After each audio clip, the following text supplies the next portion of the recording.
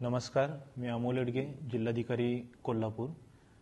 दक्खनचा राजा ज्योतिबाची उद्या 30 जुलै रोजी षष्ठीची यात्रा आहे आणि षष्ठीच्या यात्रेसाठी राज्यभरातून येणाऱ्या सर्व भाविकांचं मी सर्वप्रथम देवस्थान समितीच्या वतीने आणि जिल्हा प्रशासनाच्या वतीने स्वागत करतो।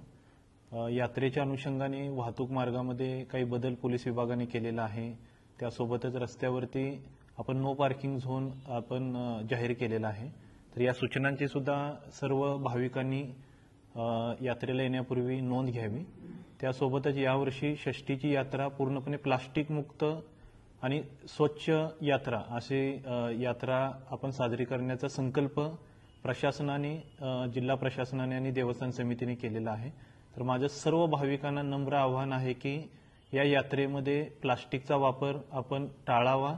आपण येताना कापडी पिशव्या घेऊन यावेत आणि आपल्यामुळे कचरा ज्योतिबाच्या डोंगरावरती होणार नाही यासाठी आपण आपल्या परीने सहकार्य करावं।